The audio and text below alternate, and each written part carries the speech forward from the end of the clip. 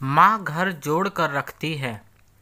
पहली बार अपनी ससुराल आई थी, जो एक छोटा शहर था और जहाँ मेरे ससुर का पुश्तैनी घर था। हमेशा से ही बड़े शहर में रहने वाली मैं हर जगह हर वस्तु को बहुत ध्यान से देख रही थी। यहाँ पर आंगन वाला घर था, जिसकी दीवारों पर नीचे की तरफ काई लगी हुई थी। कोनों में सीमेंट का घेरा बनाकर बर्तन मांजने की जगह बना दी गई थी। उसी में एक नल भी लगा हुआ था। मुझे इस तरह सब कुछ देखते हुए पाकर अनिकेत कुछ शर्मिंदा से हो रहे थे।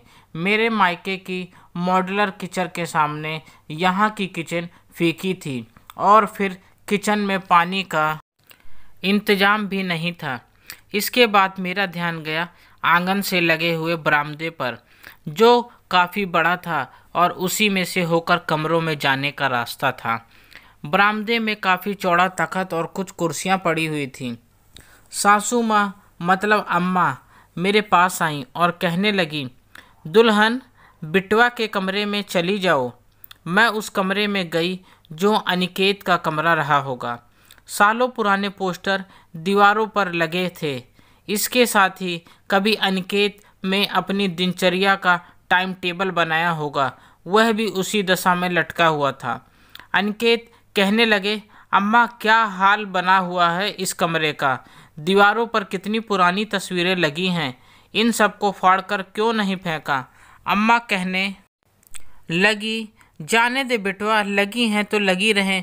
उसी कमरे में 2 तख्त डालकर डबल बेड बना दिया गया था। हम दोनों वहीं रहें। उन घरों में अटैच टॉयलेट का तो रिवाज ही नहीं होता, इसलिए आंगन पार करके टॉयलेट जाना होता था।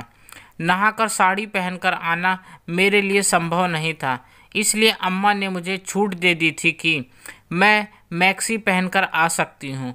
वह घर मेरे लिए बहुत आरामदायक नहीं था, लेकिन ऐसा कुछ बुरा भी नहीं था। अनिकेत न जाने क्यों कुछ शर्मिंदा से होते हुए अम्मा से कह रहे थे, अम्मा अब आप लोग यहाँ मत रहिए, हमारे साथ शहर में चलिए, वहाँ सब सुख सुविधा है। माँ कहने लगी, अरे बेटा, यहाँ कौन सी सुख सुविधा की कमी है, सब कुछ तो है। अनिकेत ने घर के सामान को देखते हुए कहा, आज के ज़माने में भी तुमने यह क्या काठ कबाड़ घर में रखा है। इस सब को बेचकर नया फर्नीचर खरीद लो। कहो तो मैं ही ऑर्डर कर देता हूँ। अम्मा ने साफ मना कर दिया। कहने लगी, कितनी यादगार वाली चीज़ें हैं, भला ऐसे कैसे इनको बेच दें। अनिकेत बड़बड़ाते हुए मेरे पास आए और कहने लगे, देख लो दिव्या, माँ ना खुद बदलना चाहती हैं और ना ही घर को बदलना चाहती हैं। कह तो वह सही रही थे। जब मैं उनके साथ छत पर बने कमरे में गई तो मैंने देखा ना जाने क्या क्या रखा है। सूप, चलनी, ढोलक, ड्रम आदि तो हैं ही, इसके साथ ही सूखी हुई लकड़ी, बच्चों की साइकिलें, छोटा खटोला, टूटी अलमारी, काम में ना आने वाले बर्तन, बच्चों के खिलौने आदि भी रखे हैं। नीचे घर में भी बहुत भारी पुराना फर्नीचर था, लेकिन अम्मा बाबूजी किसी चीज़ को बदलने के लिए तैयार नहीं थे। 1 हफ्ता रहकर हम लोग शहर लौट आए। अम्मा बाबूजी ने जितनी आसानी से मुझे स्वीकार कर लिया था, मैं उसकी शुक्रगुजार थी। साथ काम करते हुए अनिकेत और मैंने विवाह करने का निश्चय कर लिया था। विवाह शहर से ही हुआ, क्योंकि हम दोनों के मित्र और सहकर्मी छुट्टी लेकर के कहीं और नहीं जा सकते थे। मेरे घर वाले तो वहीं रहते ही थे। अनिकेत का परिवार भी आ गया था। विवाह के बाद हम लोग हनीमून पर चले गए और घर वाले लौट गए। इसके बाद हम लोगों ने घर आने की बात सोची और अम्मा बाबूजी ने बिना कुछ कहे हमें स्वीकार कर लिया। अनिकेत और मेरे घर के स्तर तथा रहन सहन में बहुत अंतर था। मुझे इस बात की कोई चिंता नहीं थी, क्योंकि रहना तो मुझे महानगर में ही था, जहां हम दोनों ने अपना अलग फ्लैट ले लिया था और मैंने उसे अपने हिसाब से सजा लिया था। समय बीतता गया। डुग्गू के आने के बाद अम्मा और बाबूजी भी रहने के लिए आए थे। यहाँ उनका मन नहीं लगता था।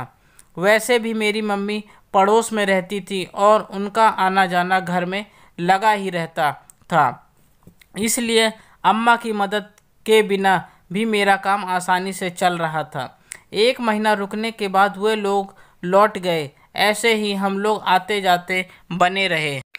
आजकल की प्रतिस्पर्धा के कारण महत्वाकांक्षाएं भी बहुत बढ़ी हुई हैं, इसलिए अनिकेत ने दूसरे देश में बढ़िया नौकरी तलाश ली और कोशिश करने पर मुझे भी नौकरी वहीं मिल गई। हम दोनों ने वहीं जाने का निश्चय किया। कहीं ना कहीं मन में था कि सब कुछ अच्छा रहेगा तो हो सकता है हम वहीं सेटल हो जाएं। खुशी के साथ सारी तैयारियां करने लगे। घर का सामान बेचने की बात सोची। कुछ कपड़े ले जाएंगे और कुछ यहीं पर बांट देंगे, यह सोच लिया। डुग्गू अपनी साइकिल बेचने के लिए तैयार नहीं था और उसने जो क्राफ्ट वर्क किया था उसे भी नहीं छोड़ना चाहता था। उसे बहला फुसलाकर मैं सामान छांटने लगी। सामान छांटते समय समझ नहीं आ रहा था कि कौन सा सामान कब महत्व का है। अभी तक इतनी खुशी थी, पर जब अचानक ना जाने क्या हो गया, जिस भी चीज़ को देखती थी उससे जुड़ी यादें मेरे मन को मथने लगती थीं।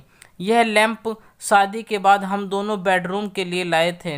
ये पर्दे कितनी मुश्किल से ढूंढ कर ला पाई थी। माइक्रोवेव तो अभी बिल्कुल नया ही है। इतना महंगा एसी मिट्टी के मोल बेचा जाएगा। डुग्गू की छोटी सी साइकिल जिसे वह इतना प्यार करता है, अब ना जाने कौन चलाएगा। पेंटिंग, मूर्तियाँ, धीरे धीरे डांस करने वाले रोमांटिक पोज बनाए, कपल वाला डेकोरेशन पीस, सब मुझे अपनी तरफ खींच रहे थे। अब मेरी व्यवहारिकता पीछे जा रही थी। मुझे अपना सामान देखकर रोना आ रहा था।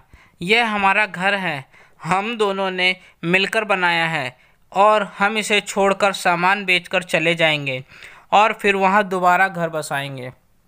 हमेशा से प्रैक्टिकल रही मैं आज न जाने क्यों भावुक हो रही थी। हर चीज़ को देख रही थी, सहला रही थी। तभी मेरी निगाह किचन की दीवार पर बनी उस पूजा पर गई जिसे अम्मा ने बनाया था। गेरू से दीवार पोतकर उस पर चावल के एपन से बनी हुई आकृतियाँ उनकी पूजा अम्मा ने की थी। उस पर हाथ रखकर जब मैं खड़ी हुई तब आंखों में भाप सी आ रही थी। अम्मा की बनाई पूजा भी यहीं रह जाएगी। क्या मैं इस पूजा को दीवार से मिटाकर जा सकती हूँ? इस पूजा में तो उनका प्यार और आशीर्वाद छुपा हुआ है। आज मैं उस दर्द को समझ रही थी जो अम्मा के मन में होता अगर वह अपना घर छोड़ती। अनिकेत को लगाए हुए पोस्टर उन्होंने अभी तक इसलिए नहीं फाड़े थे। जैसे अम्मा द्वारा बनाई गई पूजा देखकर मुझे अम्मा का एहसास हो रहा था, वैसे ही अम्मा को भी अनिकेत के लगाए पोस्टर देखकर अनिकेत का एहसास होता होगा। अनिकेत ना जाने कब से मेरे पीछे खड़े थे। जब उन्होंने मेरे कंधे पर हाथ रखा तब अपनी डबडबाई आंखों से मैंने देखा कि उनकी आंखों में भी नमी तैर रही थी। शायद हम दोनों ही सोच रहे थे सब कुछ बेचा जा सकता है, लेकिन एहसास कैसे बेच सकते हैं। इस घर में देख गए सपने, मनाई गई खुशियाँ हम अपने साथ कैसे ले जा सकते हैं। आज मैं अम्मा को और उनके विचारों को समझ रही थी। घर केवल भवन और उसमें रखे सामान ही नहीं होता, बल्कि भावनाएं होती हैं। तभी तो अम्मा अपना घर छोड़ने के लिए तैयार नहीं होती। मैं आज उनकी पीड़ा समझ रही थी। ऐसा लग रहा था जैसे अम्मा में छुपी माँ मुझ में प्रवेश कर गई हैं। अनिकेत कुछ कहते उससे पहले ही मैंने उनसे कहा, हम वहाँ हमेशा के लिए नहीं जाएंगे। इतनी मेहनत की है वहाँ नौकरी पाने के लिए, इसलिए जा कर के देखा तो जाएगा, लेकिन लौट के फिर यहीं आना है। अनिकेत ने कुछ नहीं कहा, पर उनकी आंखों की संतुष्टि मुझे दिखाई दे गई। कमान अपने हाथों में संभाल कर मैंने उनसे कहा, पैकर्स एंड मूवर्स से बात कीजिए। घर का सामान अम्मा बाबूजी के पास चला जाएगा और जब हम विदेश से लौटकर आएंगे तब फिर ले आएंगे। मैं जानती थी कि हमारा सामान अम्मा अपने घर में उसी तरह से छुपा लेंगी जैसे हृदय में हम लोगों का प्यार छुपाए रहती हैं। इसके अतिरिक्त यह सामान अम्मा और बाबूजी को हमारे लौटने का आश्वासन भी देता रहेगा। अनिकेत मुस्कुरा दिए और अपनी स्वीकृति भरा हाथ मेरे कंधे पर रख दिया। मैं सोच रही थी, माँ घर जोड़ कर रखती है और अम्मा की याद ने घर के सामान को ही नहीं, मुझे और अनिकेत को भी घर से जोड़ दिया। दोस्तों, आपको मेरी यह कहानी कैसी लगी? प्लीज़ कमेंट करके ज़रूर बताएं और मुझे सब्सक्राइब भी करें। आपका अपना दोस्त, धन्यवाद।